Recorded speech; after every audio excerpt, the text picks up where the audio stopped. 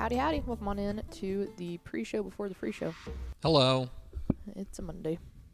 Don't sound so Monday. That's very, maybe get some pep in your step. I mean, it's not like you spent the entire weekend drinking wine. I didn't. And posting on Instagram. I didn't.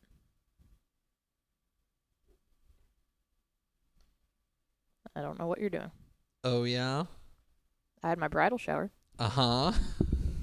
And every Instagram post I saw had a cadre of women all holding wine glasses at what appeared to be a winery. Well, yeah, it was at a winery. We weren't going to drink beer. Anyway, I hope you guys had fun. We did, thank you. I got to hear V&A tell me all the small towns she drove through. Oh, yeah. She marveled at it. Yeah, I told her, I was like, man, you need to call ISO on Tep and Step and tell them all about your adventures through Evant. And she said Evant, Heiko. She said she drove by Smoking for Jesus, which is no longer playing football, by the way. Oh, sad. Yeah, so. Their goalposts are still out there. It makes sense, though. Their field was very grown out. Overgrown? Yeah. I was like, man, they need to get somebody, like I'll offer to do it. I'll go mow for them. Quick, small note here on the pre-show before the free show. Which member of WTF was at the Cowboys game yesterday? No one. We are not the Cowboys' curse. They just suck at football. That's nothing to do with us. I don't know. But Jerry Jones took the fattest L on his birthday. Oh, it was his birthday? Yeah. Dang. He needs to go bye-bye. Dang. Like sell Not the team. like in life. Sell just the team. yeah. Like no longer be involved he just with the needs team. to, yeah, he can still be breathing, just not breathing the Cowboys air. Yeah. We went to this weekend. My in-laws are in town. My my wife's folks are in town, and we went to a pumpkin patch. Oh, solid. It was a pumpkin patch / petting zoo. Dude, it was big pumpkin patch weekend. Like when I got on my Instagram, it was 90% people at pumpkin patches. But here's the other thing. It was 90 of what is degrees. Dude, it was so hot yesterday. It was 100 degrees yesterday. On October 13th. Literally 100 degrees. My car said 104 driving back up yesterday. Brutal. And it was accurate. So we went to there, and they had it's a cool little thing in Irving if you're interested. And they have llamas there.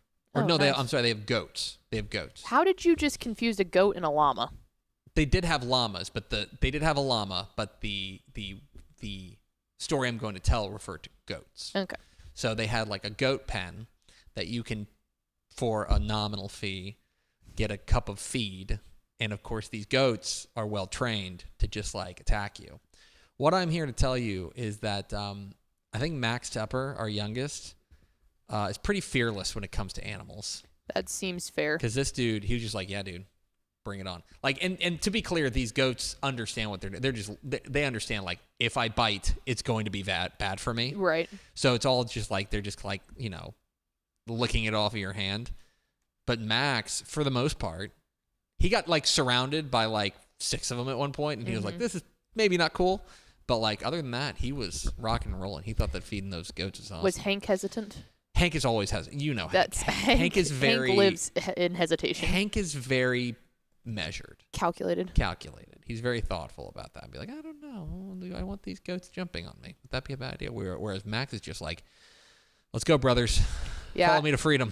I think I'm more Max and Jake is more Hank. Yeah, I think so. I don't have a whole lot of fear, which is good and bad. Well, yeah, it is what it is. But we did that, and I'm trying to think of other things that we did. No, I just kind of worked. Yeah. It's the weekend around. And then I watched the Cowboys game. Did you watch the Cowboys game? No. God, no. Oh, okay. I was driving back up. You're driving back up? Yeah. So I avoided that disaster. Also, we're basically no longer a college football podcast, if you couldn't tell. We're basically high school football around here. Yeah. Which is cool. Did you watch Texas OU? No, my shower was literally during the game. I didn't watch a single lick of football this weekend other than all the stuff on Friday night. It was awesome. Let me tell you something. It was a much needed break. Little in my brain. Yeah, little there brain was. sabbatical. Well, that's a lie. We did turn on the Alabama game for a minute when we were getting ready, but I would not consider that watching the game by any stretch. All that is to say, I think Oklahoma might be cheeks. Yeah, they not good. All the men were back at my parents' house watching the game, and they were all happy with the result. Yeah. Anyway, looked like fun. Craig Way got a corn dog afterwards. I saw that. That was a victory corn dog. And by the way, this is just me, but like I showed that video to my wife. My wife. And she of course noticed. She was like, "Oh, you can hear Linda in the background." Craig's wife. I'm like, "Yeah, the important things." The important things. Anyway, corn dogs and Linda. Happy football weekend. Hit the theme expo.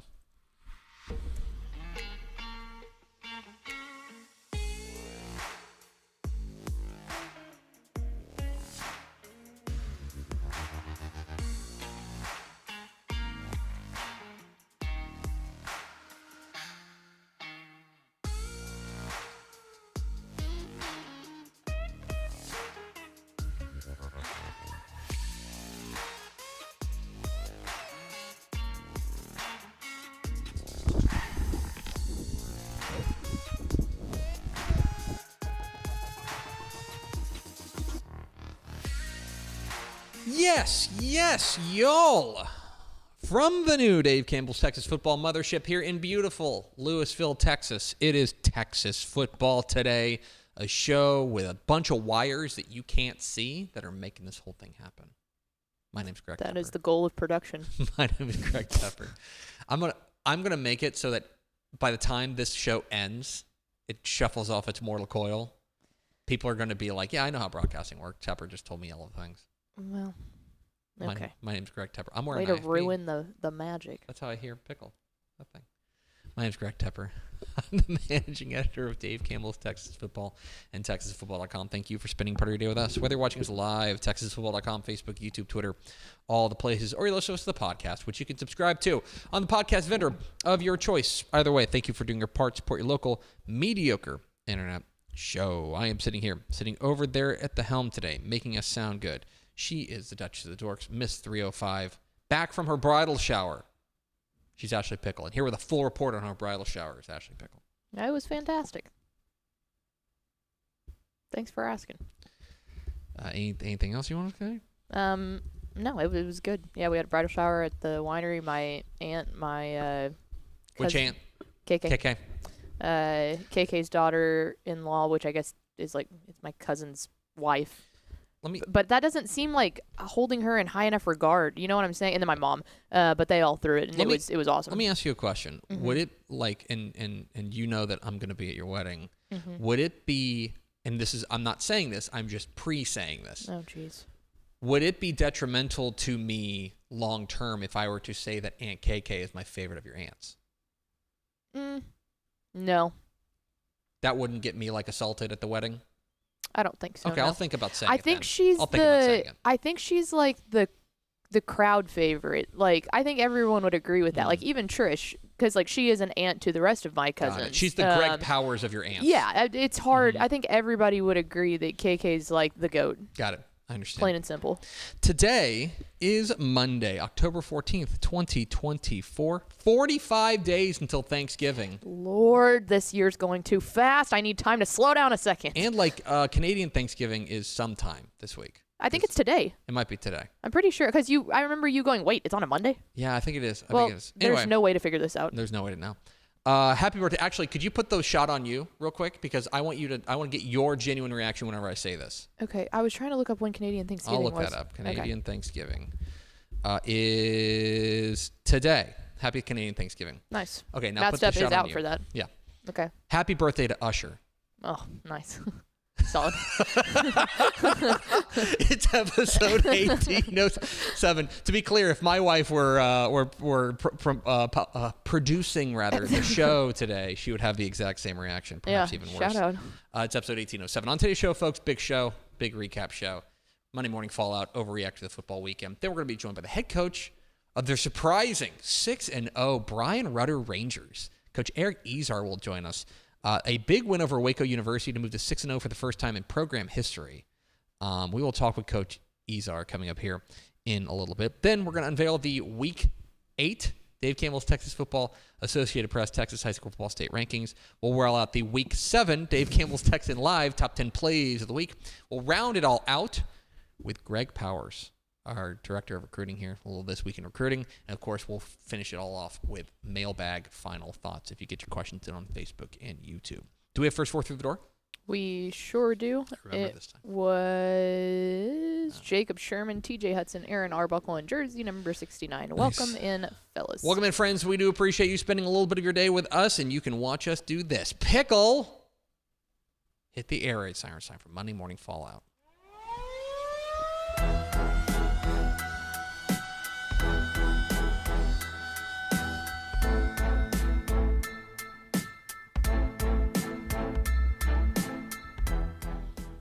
Monday Morning Fallout, when we overreact to the football weekend, and plenty to overreact to on a big Week 7 of the 2024 Texas high school football season. We'll start with my opening kick. My opening kick, the most wide-open 6A in years. I think, obviously, all eyes this past week were on I-20 with DeSoto and Duncanville, with Duncanville coming away with a resounding statement-making victory over DeSoto.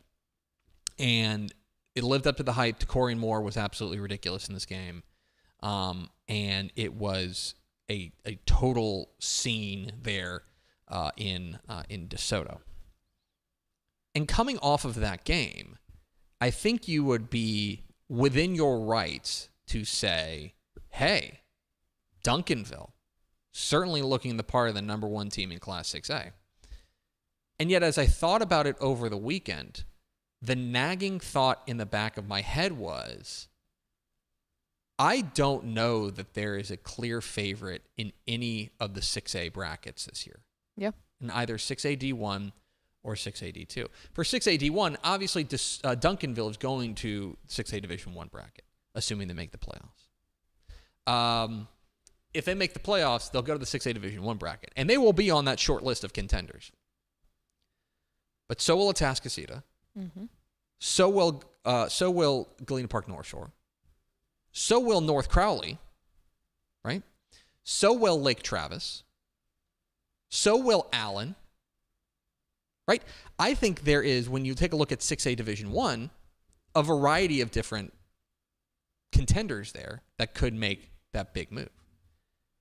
And then when you look at 6A Division II, you're thinking, okay, well, DeSoto, yes, they have the 2 losses on the year, but they're both the 6A Division I teams, and they're state ranked and stuff. Nothing to worry about with DeSoto. And I agree, but I also think that when you take a look at the 6A Division II bracket and the way that it's shaping up, DeSoto, of course, will be on that short list.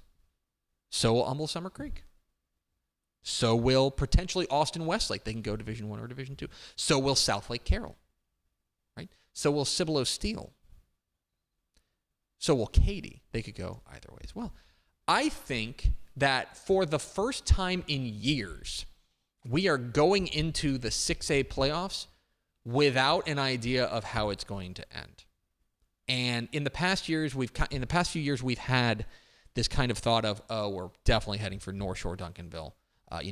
Last year, I think, correct me if I'm wrong, you would have been stunned if DeSoto didn't make the title game last year. Oh, yeah. Absolutely gobsmacked if they hadn't made the title game last year. I think we are in for the most unpredictable 6A playoffs that we've had in quite a few years. And I think that's exciting. Oh, yeah. I think that's good for the sport. We may end up with 2 title game rematches. Mm-hmm. There's a good chance that we do. But I do think that the path to Arlington in 6A has never been more unpredictable.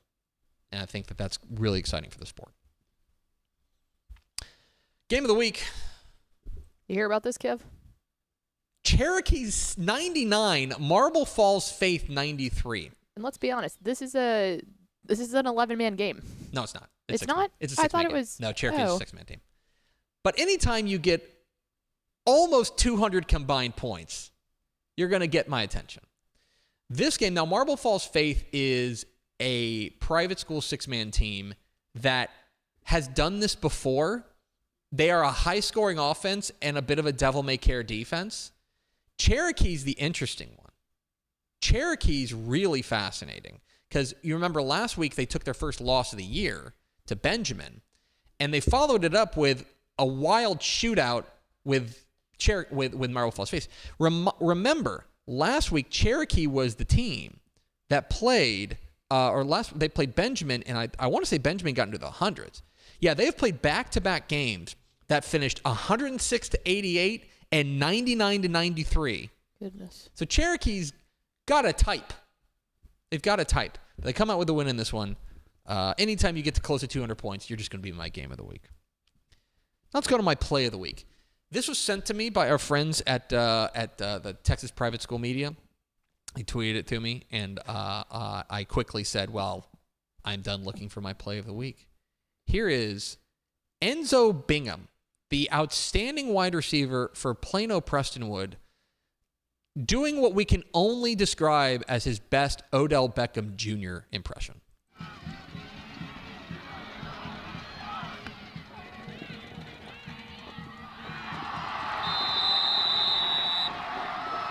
Number 2 gets the ball at the hard line. Okay. Did you see the DB that was covering him? He just got up and he just like put his hands on his hips like... He's like, I don't know, coach. What am I supposed to do? Like, at some point you just go like, well, you just did that. Yep. Like, there's nothing else I can do. Enzo Bingham with an unbelievable catch. Full extension, hauling that bad boy in one-handed. One of the plays of the year there. Enzo Bingham from Plano Prestonwood hauling in an unbelievable catch in their game this past week against Parish Episcopal. And Parish Episcopal? Argyle Liberty Christian. An unbelievable performance in Plano Prestonwood.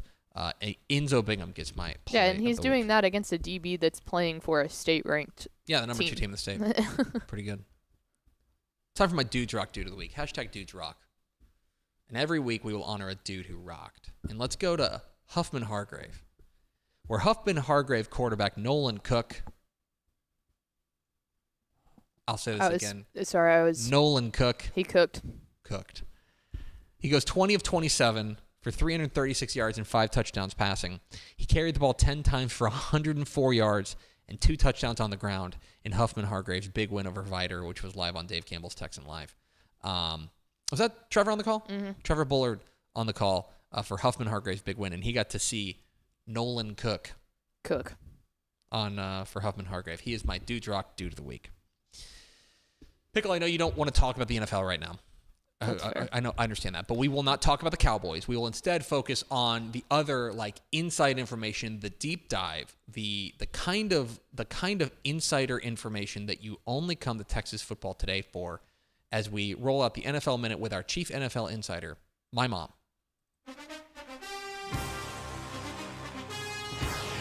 Hi, this is Temp Mom reporting the NFL Minute for this week.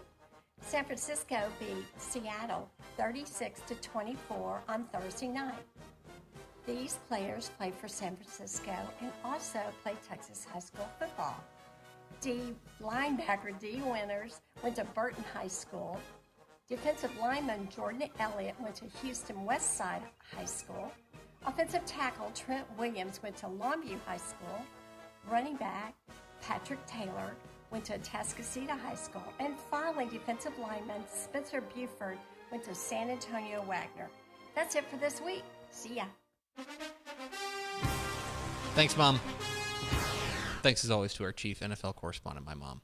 That's an NFL update that I can stomach. Like it's the kind of thing, like the NFL world moves so fast, right? It's hard to keep up. I'm just glad that we have an NFL insider who can really keep her thumb on the pulse. She eats, sleeps, and breathes this stuff. Yep. I think you can tell in her report. Thanks, Mom. Stock up, Bryan Rudder. We're going to talk with their head coach, Eric Ezar, coming up here in just a moment. 6-0 for the first time in program history. There's some debate. I got into a cordial disagreement with somebody from down there about this. Back in like 2021, some people have them listed at 7-4. We have them listed at 6-4. I think there's like a forfeit that I think that's where this kind of comes up. All this is to say, I am comfortable saying this. This is the best Bryan Rudder team in program history.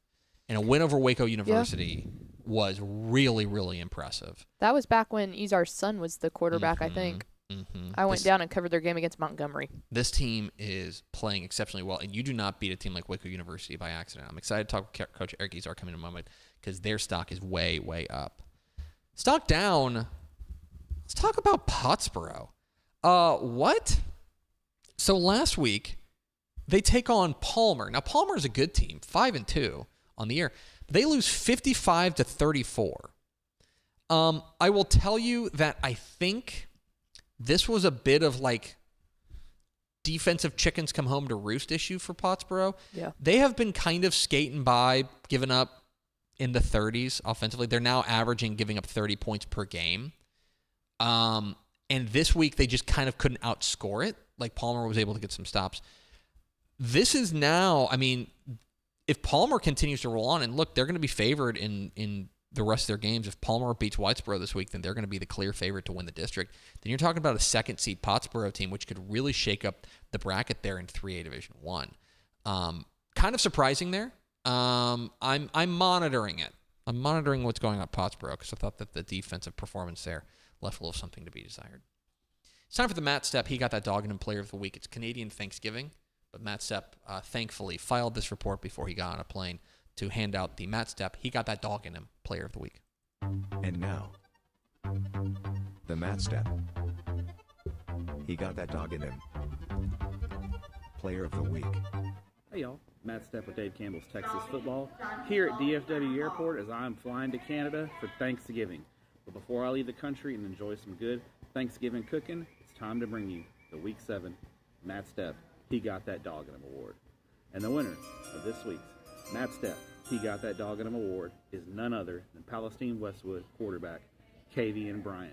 His talented sophomore in Thursday night's 63-14 win over Crockett threw for 314 yards and 6 touchdowns and added 98 yards rushing in just over 2 quarters of action. Congrats, Kavian. You, sir, have got that dog in you. This has been the Matt Stepp, He Got That Dog in Him Player of the Week. Thank you, Matthew. Enjoy Canadian Thanksgiving, and I'll talk to you later today for Tep and Step. I'm going to make him work on Canadian Thanksgiving. Can you imagine sitting down at the airport with no context, and there's this guy backwards recording himself talking about somebody having that dog in him? I hope someone was able to enjoy that. I hope so, too. Here's my final kick, I think it's called, right? Final shot. Final shot. I don't know. Did you want to kick a game-winning field goal? No. That's a lot of pressure. Did you see the Cowboys kick the field goal when they were down like 34 yesterday? Can you stop? It's time to check enrollments. Every other year we have UIL realignment, and we all pay attention to. I think the way that we all process realignment kind of goes in like a cone fashion, in the sense that like we do like the wide big picture stuff first. Oh my gosh, Port Neches Groves moved over to Region 2. Oh my gosh, DeSoto opted up to 6A. Big picture stuff.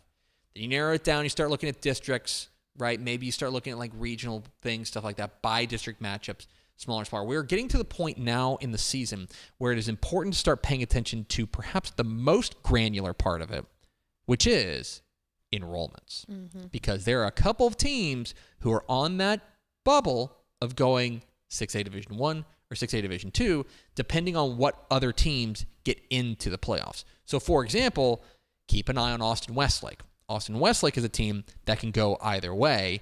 If Austin Bowie makes the playoffs, they will go to the Division 2 bracket. But if Austin High makes the playoffs, they will go to the Division 1 bracket. Okay? Something like that. Katy is another team that I believe is kind of on the bubble here. They're a team that if Tompkins and Jordan get in, then they will go to the Division 1 bracket, which is probably not where they want to go because they'd have to run to Atascocita and North Shore. But if Cinco Ranch gets in, is that right? Yeah, if Cinco Ranch gets in, then they would go to the Division 2 bracket. So it is now time to start dusting off those enrollment data and figuring out which teams are going to go where and what games are going to start mattering. We joke around with Craig Way on High School Scoreboard Live about this, that like he will go into this long explanation of like how these things go out. Mm-hmm. But it's time to start like focusing in on these granular details because they are going to be the kind of things that help to shape the playoff brackets, which will roll out, by the way, in 4 weeks. That's insane. That's crazy. It's my final shot. It's Monday Morning Follow-Up. We're Texas Football Today. We're here Mondays and Thursdays on TexasFootball.com, talking football in the Lone Star State. You can follow us on Twitter at DZTF, like us on Facebook, Facebook.com/Dave Campbell's. Follow us on Instagram, Instagram.com/Dave Campbell's, and of course, see us at TexasFootball.com. Hope you'll consider going to TexasFootball.com/subscribe to become a Dave Campbell's Texas Football subscriber. I can tell you about the magazines, and those are cool, and there's great content on the website, including computer rankings of every Texas high school football game or team and projections of every Texas high school football game. I can give you all that. Here's what I want to tell you, though, is that you can watch live Texas high school football games every Thursday night, every Friday night, every Saturday, sometimes Saturday night, on Texan Live, plus Water polo. Playoff water polo. Part of the Dave Campbell's Texan Live, as part of Dave Campbell's Texas Football subscription, makes a great gift as well. Get it for your friend for Canadian Thanksgiving. Correct. TexasFootball.com/subscribe. Coming up here in just a moment, we will be joined by the head coach of the undefeated Bryan Rudder Rangers. Coach Eric Ezar will join us. But first, a word from these valued partners.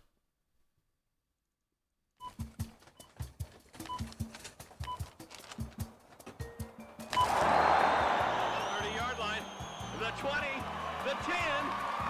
Touchdown! Hi, I'm Jennifer Potter, Executive Director of Be Well Texas. Too many people are struggling alone these days, and alcohol and drug deaths are increasing. We started Be Well Texas to offer high-quality, science-based addiction treatment and recovery services anywhere, even at home. We provide compassionate, caring support virtually or in person. In many cases, there is no cost for treatment if you don't have insurance. Really. Welcome to Be Well Texas. We're glad you're here. Hey DFW residents, get your grocery essentials in minutes, not hours or days, with Wing Drone Delivery. Forget about last-minute trips to the store when you need things like cereal for breakfast before school, medicine for a cold, or snacks for a movie night. Wing's drones get you quick, no-contact delivery in as fast as 15 minutes. Say goodbye to last-minute grocery runs and say hello to more of your valuable time. Sign up today. Back here on Texas Football Today, I'm Greg. That's Ashley Pickle. Let's go to the hotline. Let's go down to the Brazos Valley to talk with the head coach of the 6-0 undefeated Bryan Rudder Rangers. First time we've ever been able to say that. We're pleased to be joined by Coach Eric Ezar. Coach, how are you? I'm doing great. How are things in the Brazos Valley today?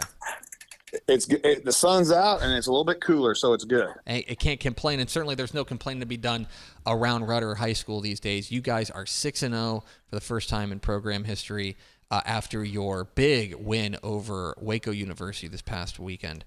I just want to know right now, what is the excitement level around the Rudder community right now for really making history there? Oh, it's really big. I mean, when we first got here, I think Rudder had one winning season the whole time. There's a bunch of 0-10s and 1-9s and 2-8s. And so, really 3 years ago was the first time we'd ever made the playoffs in school history. We'd made a 5-0 run, and so these kids, a lot of these kids at the time were freshmen.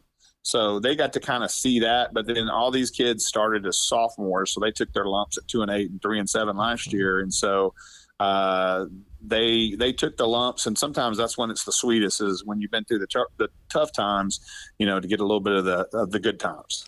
Well, and one of the things that stands out to me when you take a look at the difference from last year's team, which was 3-7, to this year's team, it seems like your defense has not just taken a step, it seems like it's taken a giant leap forward. What has been the difference on the defensive side that has you guys in this place?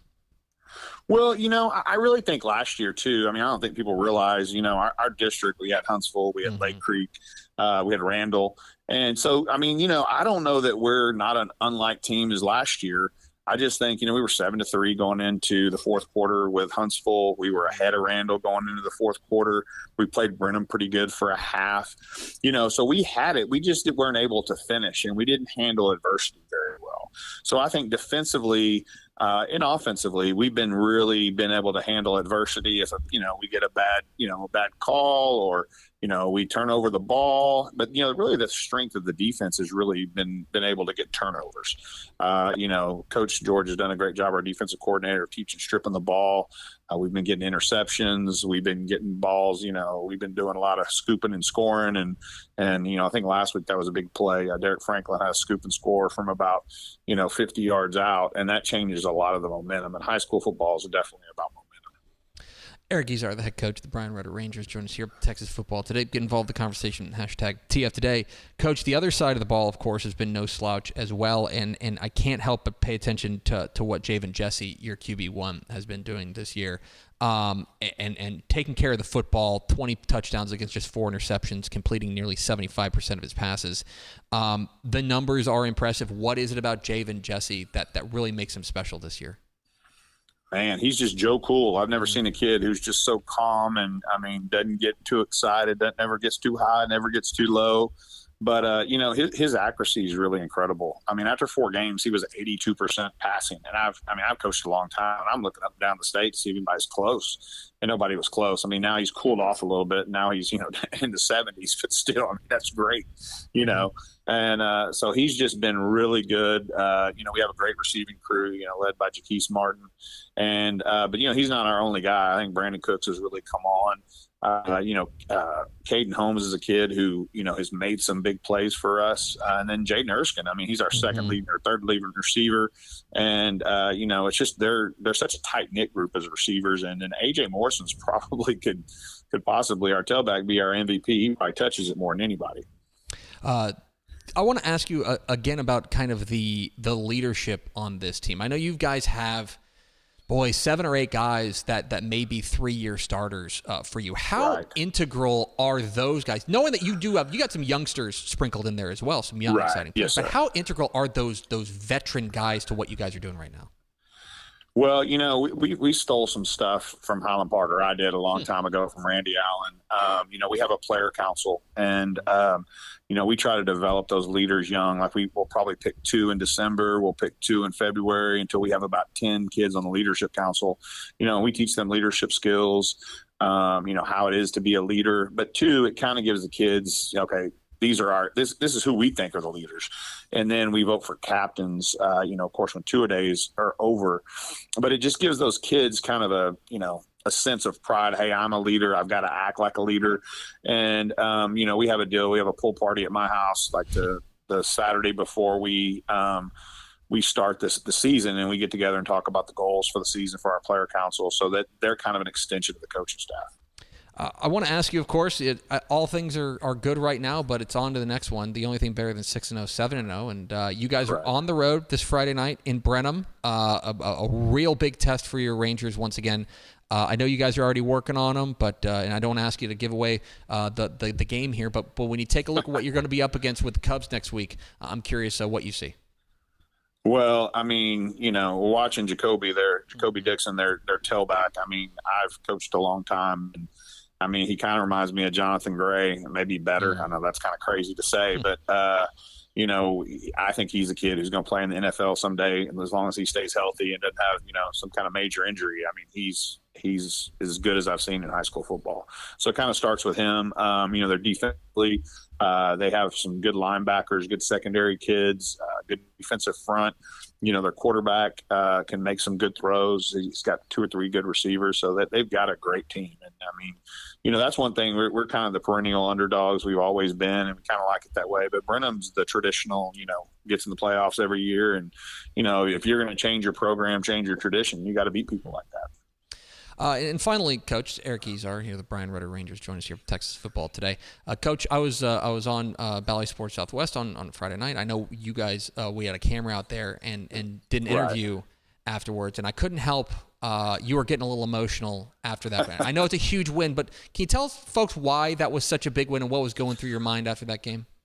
Well, I'm one of those people that I've never really been sick in my entire life. And, we work really hard with the kids in the summer, and the kids at Rudder, they've been doing a great job. It's kind of this, like today was fall break. So it's almost the same thing. Deja vu, we got coaches everywhere trying to pick up kids, make sure we got everybody here. And, very much the summer was like that, but I was getting ready for one of the summer practices on a Sunday in my office and, just having this weird kind of pain in my side. And basically I was about to pass out. So I went to the emergency room. They said, "Oh, your appendix is about to burst." They had my appendix out. I said, "Yeah, you're good. Go on home." And of course, I go back to school and start working. And about two days later, an infection set in, and I was in the hospital for like 8 days.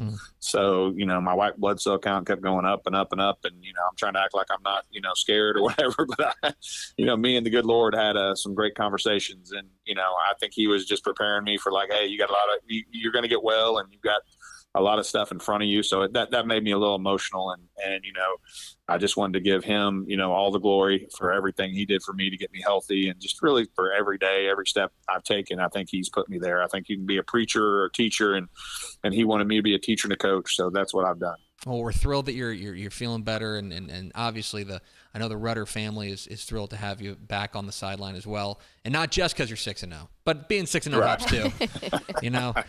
He's Eric Ezar. Well, I wasn't down too long. I was back by July practices, so that you can't hold a good man down. You too long. Absolutely cannot. He's Eric Ezar. He's the head coach of the undefeated Bryan Rudder Rangers. Coach, we sure appreciate your time. Congratulations again on the fantastic start, and go get Brenham this week. Yes, sir. Thank you. Thank you. There he goes. Eric Ezar, head coach. The Rudder Rangers join us here in Texas football today. They're off to an unbelievable start, and I'll tell you, that's it's a tough district, right? They've still got Brenham, they've still got Belton, right? But remember, this is a program in Rudder that has made the playoffs one time, 2021. Started in 2008, they have made the playoffs one time, and they are cruising towards their second playoff berth in program history. And from a team that won 5 games combined the previous 2 seasons to be 6-0 is pretty remarkable. That's awesome. Team to keep an eye on those Rudder Rangers. They are rolling right now. We appreciate Coach Eric Ezar hopping on with us. We are Texas Football Today. We're here Mondays and Thursdays on TexasFootball.com, talking football in the Lone Star State. You can follow us on Twitter at DCTF, like us on Facebook, Facebook.com/Dave Campbell's. Follow us on Instagram, Instagram.com/Dave Campbell's. And, of course, see us at TexasFootball.com. Yeah, okay. It is time to roll out the Week 8 Dave Campbell's Texas Football Associated Press Texas High School Football Rankings. Of course, here at Dave Campbell's Texas Football, we have the Texas High School Football Rankings of record across the state of Texas from 6A down to private school 6-man. We do the rankings for the Associated Press, have since 2019, and we are very excited to roll out the Week 8 Dave Campbell's Texas Football Associated Press Texas High School Football Rankings. A lot of words. To go to a graphic, the Class 6A rankings is where we will start. You will notice there's not a ton of change. The biggest change happens at the top, where you will see Duncanville remains the number 1 team in the state. DeSoto drops from number 4 to number 7 with their loss to Duncanville. As a result, you have a new number 4 team in the state, the Atascocita Eagles. South Lake Carroll nudges up to number 5 ahead of their big game against unbeaten Justin Northwest. And Lake Travis moves up to number 6. Everything else entirely chalky. Number 8 through 25 entirely unchanged. All winners this week. And so your top 5, Duncanville, North Shore, North Crowley, Atascocita, and South Lake Carroll. To 5A we go. 5A, a little bit of change here, specifically 5A Division I because of Denton Ryan's win over Richland. That drops Richland from number 5 to number 10. They hang on to a spot, but as a result, everyone else nudges up a spot. Highland Park, now a top 5 team. They're at number 5. College Station up to 6. San Antonio Piper up to 7. Undefeated Galveston Ball up to 8. And Lufkin, despite being idle, nudges up to number 9. Top 3 remain unchanged. Aledo, Frisco Lone Star, and A&M Consolidated. 5A Division II, pretty similar. Top 9, there's no change. Everyone was a winner that week, but there is a churn. Once again, I'll tell you, the number 10 spot in 5A Division II is cursed. It feels like the past 4 weeks we've churned one out. Montgomery loses this week for the first time. They drop out of the rankings and into their spot. The Brenham Cubs, who will get a big test this week against Bryan Rudder, undefeated Bryan Rudder. That is a big-time game, but your top 5 remains unchanged. Port Neches Groves, South Oak Cliff, Alamo Heights, Texas High, and Argyle are your top 5. To 4A we go. 4A Division I, where a couple of notable moves.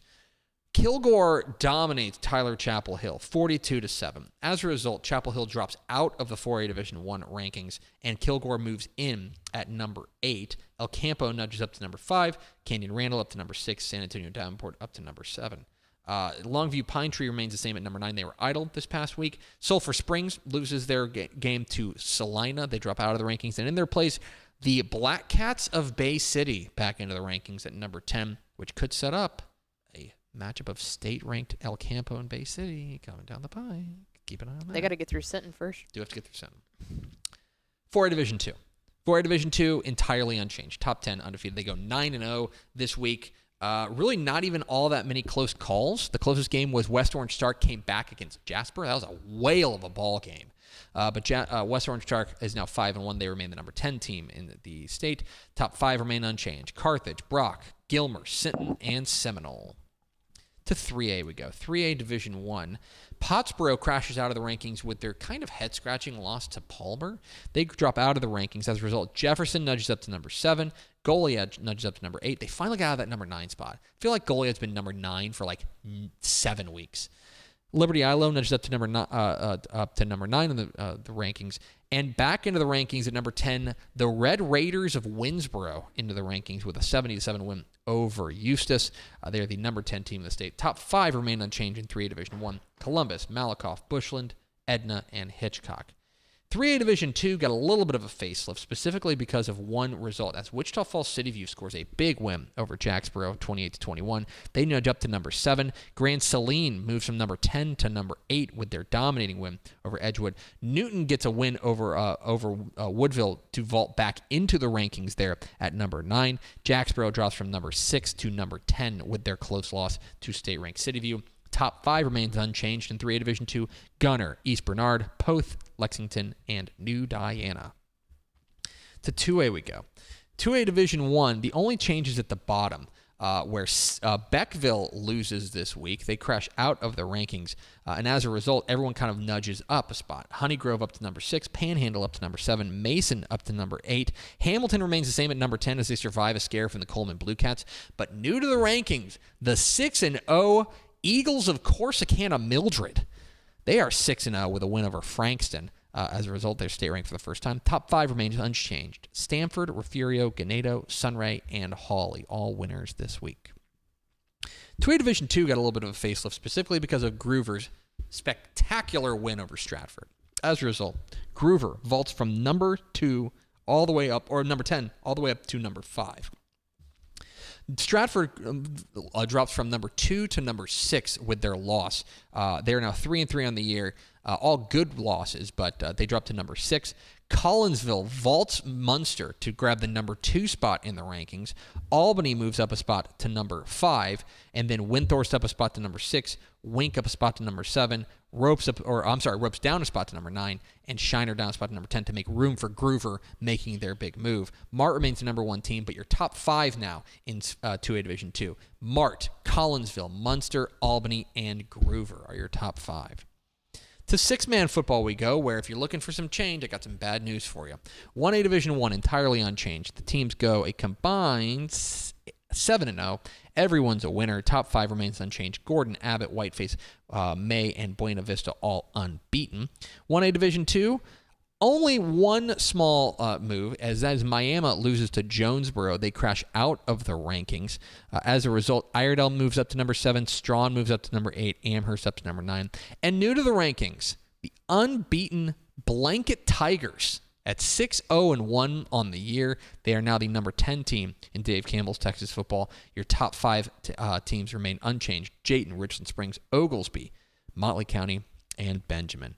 To the private school ranks we go. Nothing to see here. Everyone was a winner this week, including Argyle Liberty Christian's thrilling win over Plano Prestonwood.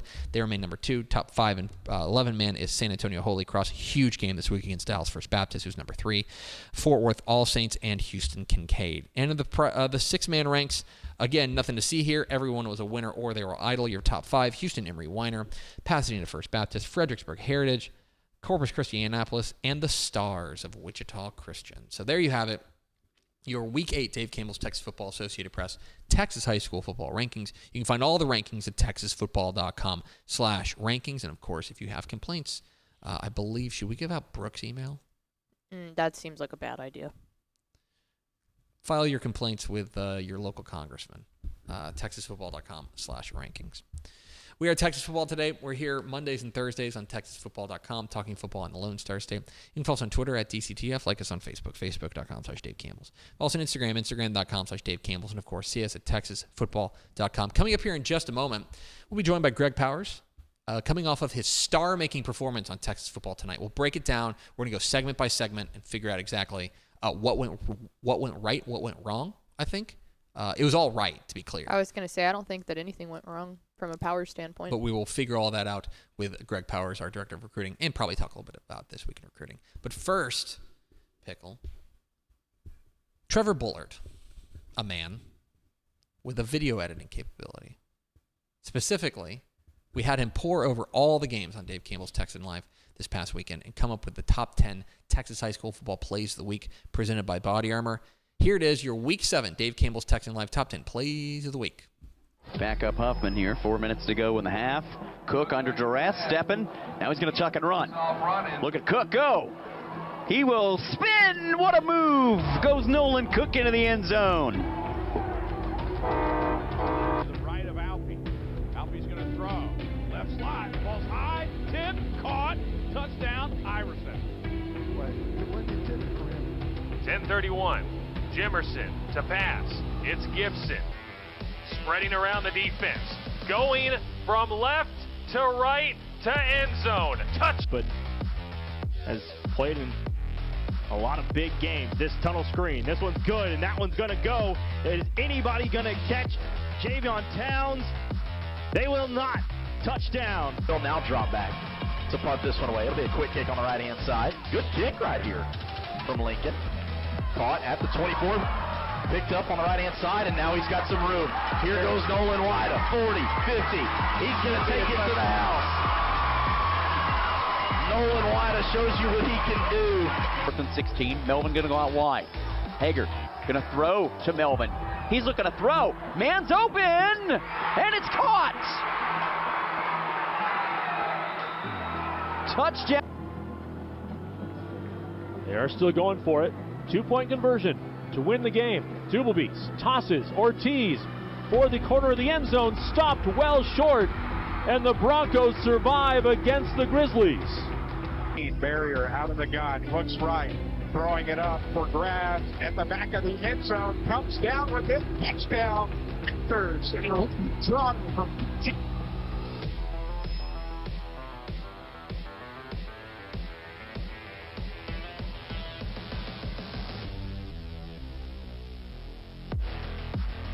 They're going to press to the outside.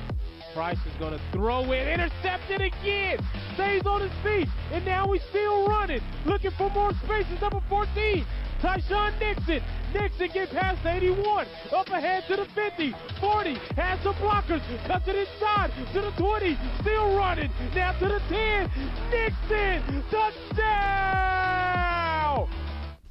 There it is. Your Week 7 Dave Campbell's Texan Live Top 10 Plays of the Week. You can find that on our YouTube channel as well. Expertly put together by our own Trevor Bullard. Make sure you go check that out on our YouTube page. I was feeling kind of lonely in here. Mm-hmm. So thank goodness that Greg Powers is here. What's up? Hey, buddy. Hey. Thanks for hopping in. Hi, Pickle. Bless you. Wow. Thank you. You make her sick. Obviously. That's not true. Hi, I know. I was like getting ready to do my warmest welcome to Pickle, looking into the control room to say hi. Man, when the cold fronts start blowing in, the allergies just take me out. So that's not on you. But you know what never takes anybody out? I'm Greg Tepper. That's Greg Powers. This is This Week in Cruton.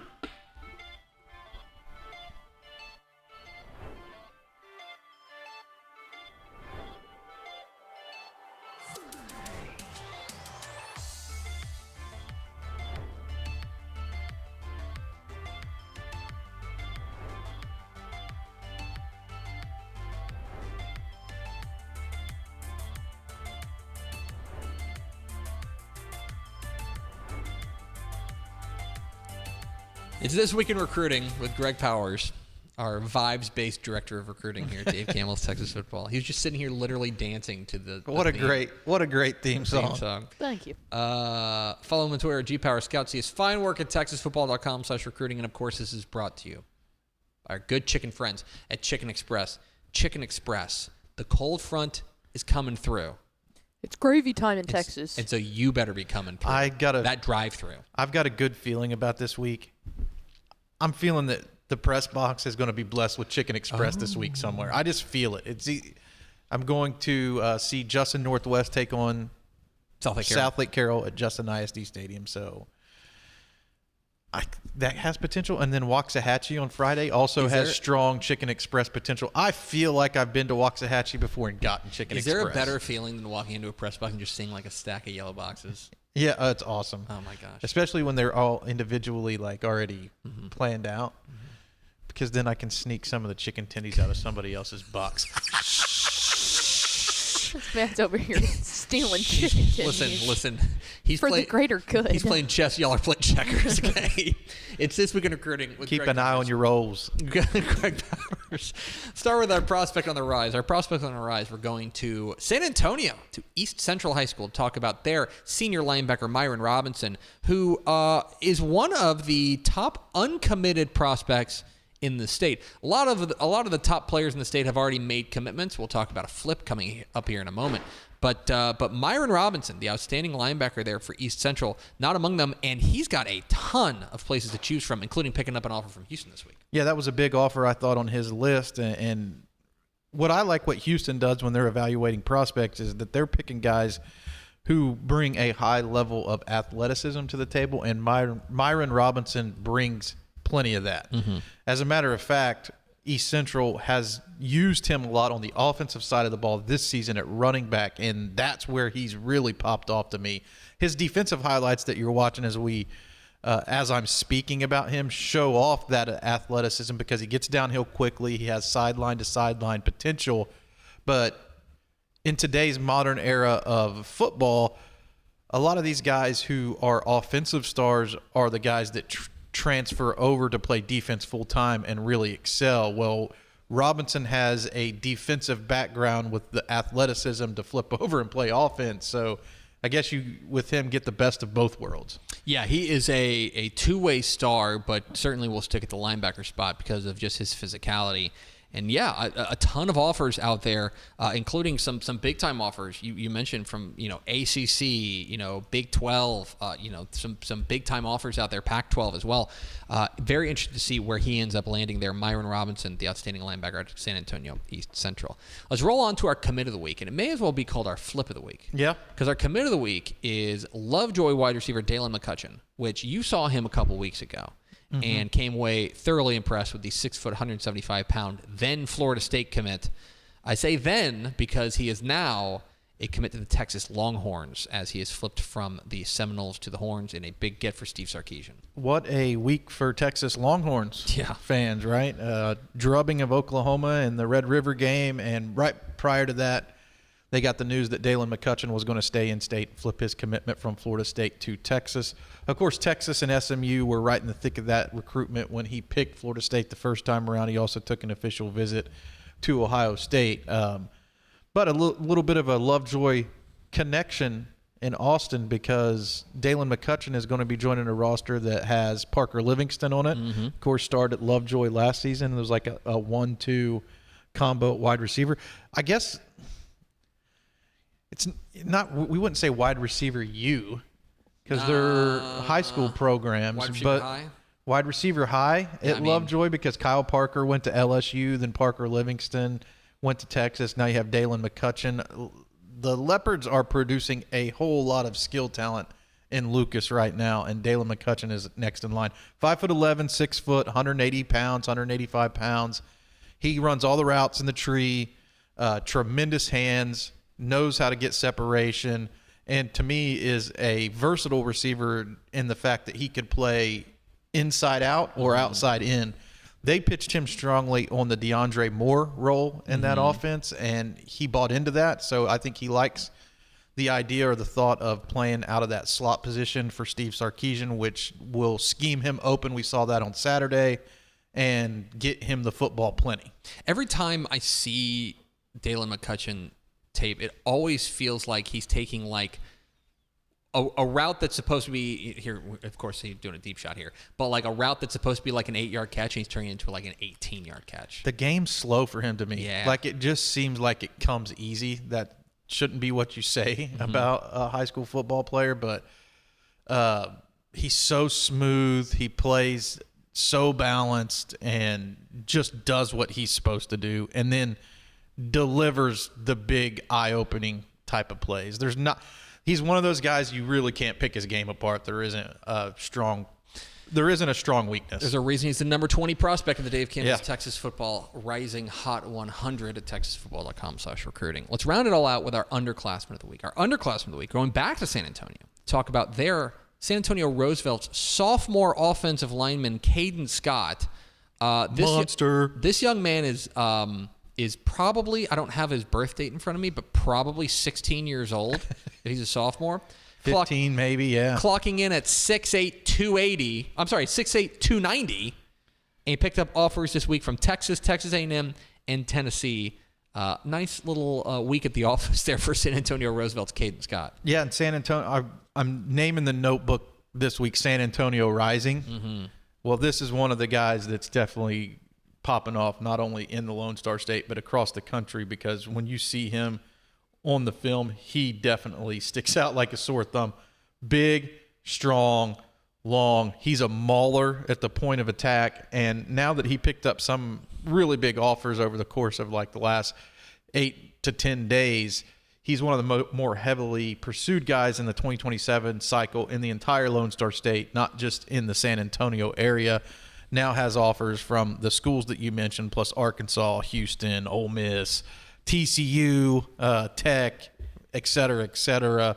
It'll be interesting to see how his recruitment plays out and how high he climbs in the national rankings. It's not often that you find legit sophomores who are 6'8". You know, like some guys are listed at 6'8", and I feel like when I watch Caden Scott on film, like he gives the feel of a true 6'8" behemoth. There was a play on his tape a couple plays ago where they were running.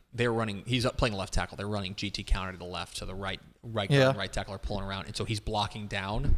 Dude, that's not fair. Like, what are we doing here? I wanted to play these highlights for those that you could hear us and not see the highlights. I wanted to play the highlights that had all three angles, because when it pans to when it cuts to the end zone angle, you can get like a pure appreciation for how big this young fella is. And I'm telling you guys, he's a monster. He looks like Trent Williams out there against high school kids. I mean, that's how big he is. Big, strong, and like his arms are huge. Yeah, he's a playmaker for sure. Caden Scott, the outstanding sophomore lineman for San Antonio Roosevelt. How'd you feel Texas football tonight went? Oh, I had a great time with you and, of course, our producer behind the scenes over here sometimes, and sometimes she's on camera, Ashley Pickle. What did you think, Pickle? You're like the expert. That was awesome. I like having Griv on, always. Anything? Okay. I was going to lavish him with praise, but she just thinks you were fine. That's cool. I thought you did a fantastic job. How did the power hour go after I left? It went even better than when you were there. Duh. He's Greg Powers. Our Wally, no, who's the guy who took over for Wally Pipp? It was. No, you get Wally pipped. You get Wally pipped. Yeah. I'm not Wally pipped. It's just too talented for me to Wally pip in. It's true. We'll be happy to have Ish back, but it was awesome to have you in the studio, man. And we got to do live Cruton Corner. Live Cruton Corner. That was awesome. Great. It's a great moment. I had two moments on the show that I felt like I was riding the wave, right? Like Cruton Corner live, when we were able to surprise you that it wasn't taped. I was blown away. This is what I get for not reading the rundown. And then when I had to break your heart that I can't go to the game with you next week. That does hurt. Yeah, I was trying to. Trying to plan a boys trip with you, and you're just like, no, man, I'm getting my heart broken. The reason why, though, I didn't really get a good job of explaining it on the air is that I've already committed to go to the Garland Lakeview Centennial game, and I've already made promises. Yeah. So I can't break my word and go back on that now. For that game on the beginning, but I thought of this as well. You are my boss. you could just be like, hey, this is Yeah, this but is I don't the want- right editorial decision. Yeah, but I care about you as a person. I want you to be Okay. happy. Well, we that's don't. We nice. probably don't need multiple people, like too many people out there at Wascom and Big Sandy. Although Wascom got a big win Yeah. this week. over That was a Beckville. huge win. Over Beckville. Anyway, all that's to say, Greg Powers, G Power Scout on Twitter and TexasFootball.com/recruiting. Let's go over to Ashley Pickle for America's second favorite segment. Final thoughts. It's ironic that y'all talked about East Central because one of the questions was, if you have time for a question, is East Central an overlooked story of the year? And this was prior to you talking about them. Yes, I think they are. I think that what they've been able to do at 5-2 on the year, their offense has been absolutely humming this year. They took a loss a couple weeks ago to Cibolo Steel, I think, but they were super competitive in Scored that. 59 points. They've got 2 losses to San Antonio Harlan and Cibolo Steel by a combined 9 points. Yeah. I mean, they're going to be I will tell you this week against New Braunfels Canyon, I think, is a real test. Like, Canyon's another story that we've been maybe overlooking. Canyon's been really, really good. And also, when you take a look at the way that district is stacking up, that could be a really critical game for playoff seeding, or potentially even, like, if things get wonky at the bottom and, like, Schertz Clemens catches fire or something, could be for a playoff spot. So I think the winner of that game can really feel good about where they are in the playoff chase.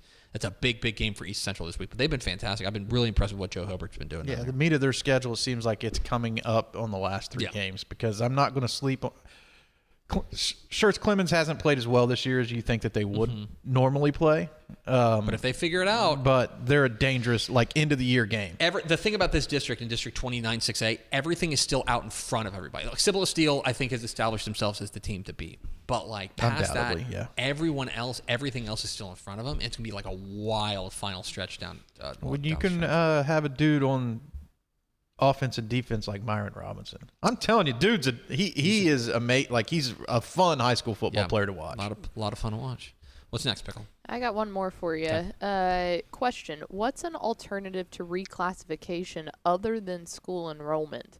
I've noticed several large schools that have fewer players on them or on the team than maybe a team from 3A, which is an interesting, like. Yeah, it's. I don't know if there is, but obviously that's part of the challenge. There is, like, we have made in our brain, we've made it so that enrollment is what determines, like, how teams should be sorted, and that, I think, makes sense. You have to break yourself out of that to think of other ways. You know, you'll talk with coaches and especially, I'm not picking on them, but, like, especially at schools like Houston ISD or Fort Worth ISD or Austin ISD, and they'll say, yeah, our biggest challenge is just, like, we're pounding the hallways and getting in the hallways and getting guys out for football and stuff. So you're right that, like, you may be at a 5A school that has 80 players suited up, and they could be playing at a 5A school that has 30 players suited up. That is going to kind of rise and fall, kind of depending on a variety of different cyclicals. Kind of there's a rezoning, and there's a cycle to it. I don't know that there's a better way. I wonder if that would be reinventing the mousetrap here, as far as finding. I just took inventing. Well, honestly, I think that the largest concern there is always going to fluctuate year to year. So we would have to have realignment every single year, and you would also have to know how many players that you had in by October of the year before. That's just projection. And exactly. And I hate to say this, but that is also not verifiable. Like, enrollment is verifiable. Like, if you want to go and audit, Louisville High School and just go count numbers, like pull up a spreadsheet of, like, all the enrollees you could. That's not knowable. Well, even looking at a school like in Frisco ISD, the rumors are, unverified rumors alert. Ooh, yeah, I love this. That some of the programs there, like at the JV level, the freshman level, are having a hard time fielding teams as they can, they rezone that all the time. And you think of Frisco as, like, having all these powerhouses and stuff like that, but there are a few schools there that are having a hard time having enough players out, and that is actually being reciprocated on those teams' wins and losses throughout the course of this season. Go ahead. On the other side of that, I think that the enrollment number is verifiable, like, it's factual, like, there's no way to kind of go above or underneath it. The thing that would worry me some, and I'm not saying that anyone would do this, but they would have if you do it based off of the number of players, that number is set by the coaches. Like they are able to, if you wanted to say, oh, we're going to put more people down on the JV squad so that we lower our classification and do that. Like that's all based on merit, and you just can't. Yeah, you just can't leave that. The other thing I would say is if you're going based on like roster size is not always indicative of how good a team is. No. Like I want you to think back. When Austin LBJ played in the state championship game back in 2021? 2021, they played against Stephenville. Stephenville probably had twice as many players suited out. But LBJ was at the state championship game too. So, like, obviously, there are different ways to kind of, different ways to the state championship games can be tricky, though, because they suit up all their freshmen sometimes and all their sophomores. Because I know exactly what you're talking about. That Stephenville team, they had tons of dudes on the sidelines. Yeah, guys. You got to look at you got to pay real close attention to the jersey, and it's like, is that the same jersey? Yeah. It's I don't know. I understand what they're saying, but like I think, and there are certainly ways that we can make Texas high school football better, but I don't know that ditching the idea of classifying them by enrollment is the best way. You just have to have a firm number that you can that you can't fib about, because if not, it gets murky. It gets real murky. I think that's a great point. All right. That's going to do it for us. Thanks for being thanks for spending a little bit of your day with us. Follow us on Twitter at DCTF. Like us on Facebook, facebook.com/Dave Campbell's. Follow us on Instagram, instagram.com/Dave Campbell's. And, of course, see us at texasfootball.com. Thanks again to Bryan, Rudder head coach Eric Ezar for being our guest, and for Greg Powers for just being Greg Powers. For Ashley Pickle. That's what the people want. For Ashley Pickle, I'm Greg Tepper. Vince Young, please come get your Player of the Year trophy. We'll see you Thursday on Texas Football Today.